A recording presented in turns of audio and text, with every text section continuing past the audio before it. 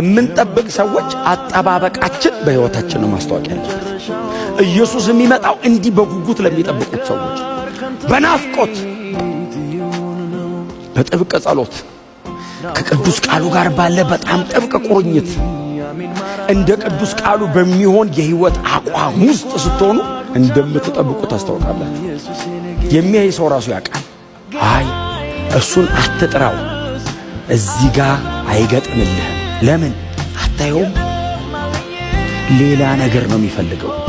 የሚያምረው ሌላ ነገር አለ። ሆሊነስ ላይ ቅድስና ላይ you have to be serious።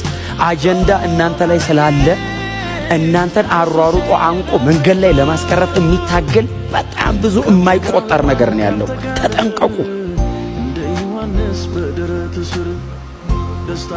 በጣም ወፍ አዳኟ ብዙ ነው ስለሚፈልጓት፣ አዳኟ ብዙ ነው። ወጥመድ የሚዘረጋባት ብዙ ነው። ለምን? ድንገት አንቀው ይዘው ታርጌታቸው መግደል ነው። ምንም ሌላ ታርጌት የላቸው።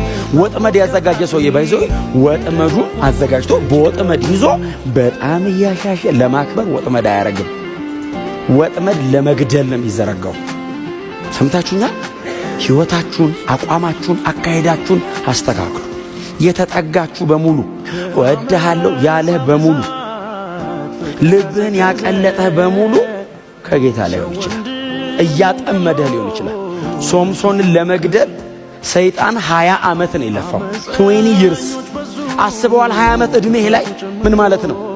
አንድ ሕፃን ልጅ ተወልዶ እኮ ግራጁዌት እኮ የሚያደርግበት ዕድሜ ነው 20 ዓመት። 20 ዓመት ሙሉ በዚህ ይዘረጋል ሲያመልጠው፣ በዚህ ይዘረጋል ሲያመልጠው፣ በዚህ ይዘረጋል። ታግሎ መጨረሻ ላይ አገኘው። ሲያገኘው እኔ እኮ ላከብር ነው ስፈልግ የነበረው አይደለም። የያዙት ቀን አይኑን አወጡት ነው የሚለው። የያዙት ቀን አይኑን አወጡት። ቀጥሎ ወፍጮ አስፈጩት። መጨረሻ ላይ ሞተ። እኛ ሁሌ የምናነበው ያው በቁሙ ከገደለው በሞቶ የገደለው ይበልጣል የሚለው ነው እንጂ ሰውየው ባይሞት የበለጠ አይገለም። ግዴታ ሞቶ መግደል አለበት እንዴ? ግዴታ የቤቱን ምሰሶ አስይዘኝና አብረን እንለቅ ማለት አለብን እንዴ? ራሱን ጠብቆ ለምን 40 ዓመት ለምን አያገለግልም? ለምን ዕድሜ ልኩን በንጽህና እየኖረ ለምን አያገለግልም? በጣም ተከር እውነቴን ነው የምነግራችሁ። የተቀበላችሁት ነገር የከበረ ነው። አይ ውድ ነገር ባይኖር አይፈልጉም። በጣም የተከበረ ሕይወት ውስጥ ስላለ እሱን ኮንታሚኔት ለማድረግ፣ ለማበላሸት፣ ለመመረዝ ሁሌ ትግሉ እሱ። ኢየሱስ ዳግም ይመጣል። ለሚጠባበቁት ነው።